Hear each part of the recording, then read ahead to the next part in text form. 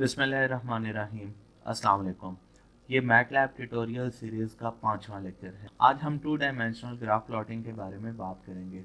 MATLAB में graph को plot करना नहायत ही आसान है। इसके लिए आपको सिर्फ 3 बुनियादी स्टेप्स को फॉलो करना है।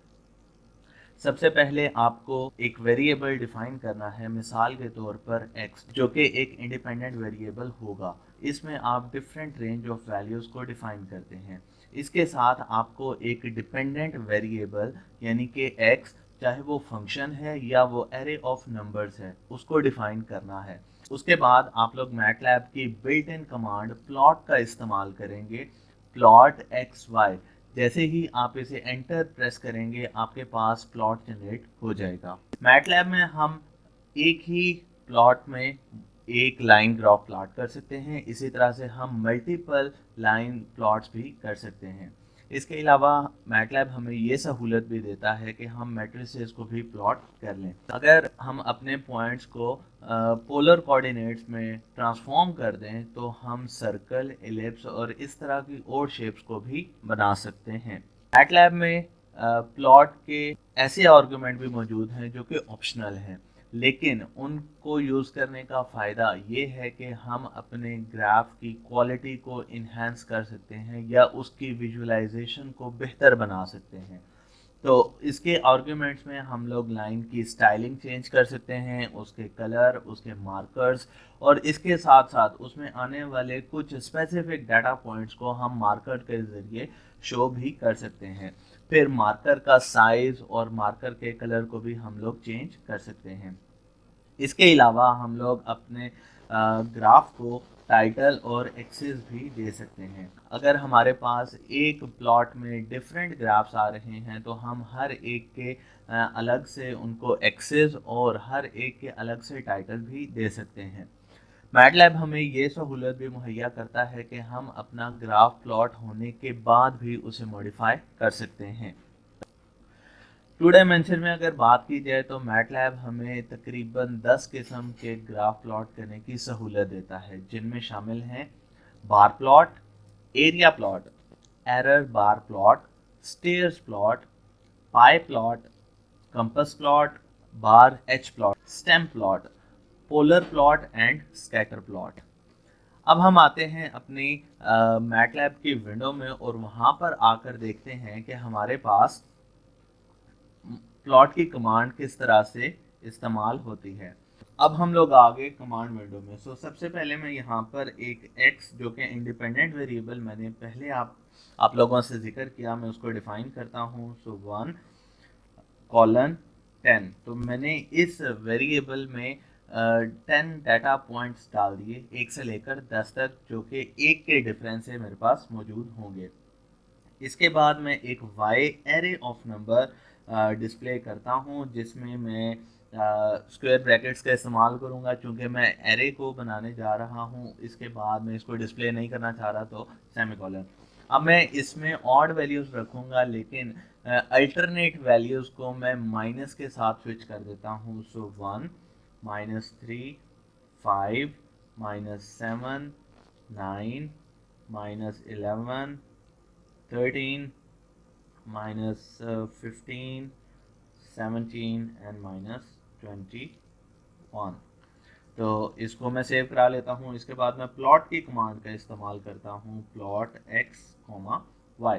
तो जैसे ही मैं एंटर पर प्रेस करूँगा एक नई विंडो में मेरे पास ग्राफ प्लॉट हो जाएगा। तो चूंकि मैंने अल्टरनेट वैल्यूज़ यूज़ की थी, इस वजह से आपको डिफरेंट पीक्स यहाँ पर नज़र आ रही होंगी, चाहे वो अबव द ज़ीरो लाइन है या बिलो द ज़ीरो लाइन है, ऐसी पीक्स आपको नज़र आएंगी। अब हम बात करते हैं कि अगर हमारे पास किसी मैट्रिक्स को प्लॉट करना हो तो उससे क्या मुराद है। तो मैट्रिक्स को प्लॉट करने से पहले हम एक ऐसी मैट्रिक्स का इस्तेमाल करेंगे जो कि मैटलैब में मौजूद है, जिसको हम मैजिक मैट्रिक्स कहते हैं। मैजिक मैट्रिक्स ऐसी मैट्रिक होती है कि जिसके अगर रोज या कॉलम को आपस में सम किया जाए तो उनका सम हमेशा इक्वल आएगा। तो यहाँ पर मैं कैपिटल Y में एक मैजिक मैट्रिक्स ऑफ साइज 3 बना लेता हूँ। ठीक है, जैसे ही मैं इसे एंटर हिट करूँगा तो आप लोग देख सकते हैं कि इसके रोज़ और इसके कॉलम का सम इक्वल है। इसके बाद अब मैं यहाँ पर प्लॉट की कमांड का इस्तेमाल करता हूँ और इसके बाद इसमें मैं वेरिएबल y रख देता हूँ जो कि एक सिंगल आर्गुमेंट है। इसके बाद जैसे ही मैं इसकी हिट करूँ तो मेरे पास ग्राफ प्लॉट हो गया। अब हम इसके बाद बात करते हैं कि अगर हमें पॉलिनोमियल फंक्शंस को प्लॉट करना हो तो उसके लिए सबसे पहले मैं अपनी कमांड विंडो और अपनी वर्कस्पेस को क्लियर कर लेता हूँ। So clear all and CLC। सो अब मैं यहाँ पर कुछ वैल्यूज़ मिसाल के तौर पर -10 और यहाँ पे मैं गैप रख लेता हूँ 0.1 का और मैं 10 तक इसको वेरिएट करा लेता हूँ। सो ये मेरे पास वर्क स्पेस में अगर आप देखें तो आपके पास x वेरिएबल में 201 वैल्यूज स्टोर हो चुकी हैं, मतलब 201 का एक एरे मैंने इस्टेब्लिश कर दिया। अब मैं y में एक पॉलिनोमियल फंक्शन को बना लेता हूँ और फिर उसको प्लॉट करते हैं। तो मेरे पास आ गया 3 dot into x dot power 3 plus 5 dot into x dot square minus 9 dot into x plus 1। अब यहाँ पर मैंने मल्टीप्लिकेशन और एक्सपोनेंट से पहले डॉट का इस्तेमाल किया है। इसके बारे में हम लोग पहले बात कर चुके हैं। यहाँ पर इसका इस्तेमाल इसलिए किया जाता है ताकि ये हर x की वैल्यू जो कि उसके वेरिएबल में स्टोर है वहाँ से हर वैल्यू के लिए इसको इवेल्युएट करें। सो इसको मैं यहाँ पर स्टोर कर लेता हूँ तो आप देखेंगे कि y भी सेम डायमेंशन का एरे बनेगा। तो ये भी मेरे पास 201 नंबर्स का एक एरे बन गया। इसके बाद मैं प्लॉट की कमांड का इस्तेमाल करता हूँ x एंड y। तो मेरे पास आप देख सकते हैं कि एक ग्राफ प्लॉट हो चुका है जो कि इस पॉलिनोमियल फंक्शन को रिप्रेजेंट कर रहा है। तो अब इसके बाद आगे चलते हैं। दोबारा से मैं अपनी वर्कस्पेस और कमांड विंडो को क्लियर कर लेता हूँ। अब बात करते हैं ट्रिग्नोमेट्रिक फंक्शंस की। तो ट्रिग्नोमेट्रिक फंक्शंस को बनाने के लिए मैं चूँकि उसमें साइन, कॉस, टैन और इस तरह के फंक्शंस आते हैं तो मैं यूज़ करना चाहूँगा पाई। मैटलैब में पाई को डिफाइन करने के लिए पी आई के वर्ड्स को हम लोग यूज़ करते हैं तो वो उसको पाई की वैल्यू कंसिडर करता है, यानी कि 3.14। सो मैं यहाँ पे लिखता हूँ range minus pi to pi by 10 up to pi. तो मेरे पास वैल्यूज़ आ गई। 21 का मैंने एरे बना लिया। इसके बाद y is equal to sine of x और इसके बाद मैं इनको प्लॉट कर लेता हूँ और ये आ गया मेरे पास x, y। सो मैंने जब इसे प्लॉट किया तो मेरे पास एक साइन का माइनस पाई से पाई तक एक कंप्लीट ग्राफ मौजूद है। लेकिन अगर आप यहाँ पर देखें तो आपको यहाँ पर पॉइंट्स जो हैं इतने स्मूथ नज़र नहीं आ रहे हैं। उसकी वजह ये है क्योंकि हम लोगों ने जो अपना x वेरिएबल लिया था उसमें हम लोगों ने डाटा पॉइंट्स कम लिए थे। तो अब हम x पॉइंट को रिवाइज करते हैं और मैं जो इसका गैप है उसको बढ़ा देता हूँ। पाई बाय 10 से मैं उसे पाई बाय 100 कर देता हूँ ताकि मेरा फंक्शन और ज़्यादा स्मूथ नज़र आए। तो जैसे ही मैं इसे हिट करूँगा आप लोग वर्क स्पेस में देखिएगा कि इसमें x में 201 वैल्यूज़ स्टोर हो चुकी हैं। अब यहाँ पर मैं y को रिकॉल करता हूँ और दोबारा से प्लॉट कमांड को इस्तेमाल करूँगा तो मेरे पास आप देखिएगा कि फंक्शन अब पहले से ज़्यादा स्मूथ नज़र आ रहा है। सो जब भी आप किसी भी फंक्शन को प्लॉट करें तो कम अज़ कम आप 100 वैल्यूज़ का इस्तेमाल करें, यानी कि गैप 1/100 आप लें, चाहे आप वो पाई में यूज़ करें दैट इज़ पाई/100। तो 100 पार्ट में जब आप यूज़ करेंगे तो आपका फंक्शन ज़्यादा स्मूथ दिखेगा। लेकिन ये आपके फंक्शन या आपके प्रोग्राम के ऊपर डिपेंड करता है कि आप कितने डाटा पॉइंट्स लेना चाहेंगे। इसके बाद बात करते हैं कि अगर हमारे पास एक ही प्लॉट में डिफरेंट ग्राफ्स को अगर हम लोगों ने प्लॉट करना हो तो उसका तरीकाकार क्या होगा। तो मैं यहाँ पर एक वेरिएबल y1, इसमें मैं कॉस फंक्शन लिख देता हूँ और ये मेरे पास आ गया y1 is equal to cos of x। इसके बाद मैं प्लॉट की कमांड को रिकॉल करता हूँ और इसके बाद अब पहले दो आर्ग्यूमेंट्स पहले फंक्शन और पहले इंडिपेंडेंट वेरिएबल के लिए और फिर सेकंड इंडिपेंडेंट वेरिएबल का सेट आएगा, उसके साथ उसका डिपेंडेंट वेरिएबल यानी कि y1। जैसे ही मैं इसे एंटर प्रेस करूंगा मेरे पास साइन और कॉस एक ही विंडो में आपको डिस्प्ले नजर आएगा। ब्लू साइन को रिप्रेजेंट कर रहा है, रेड जो है वो कॉस को रिप्रेजेंट कर रहा है। अभी मैंने कलर की स्पेसिफिकेशन नहीं की, मैटलैब खुद से ही इसको डिस्टिंग्विश कर रहा है आरजीबी फॉर्मेट में, यानी कि red green blue basic colours को लेकर ये खुद ही इनको डिस्टिंग्विश कर देता है।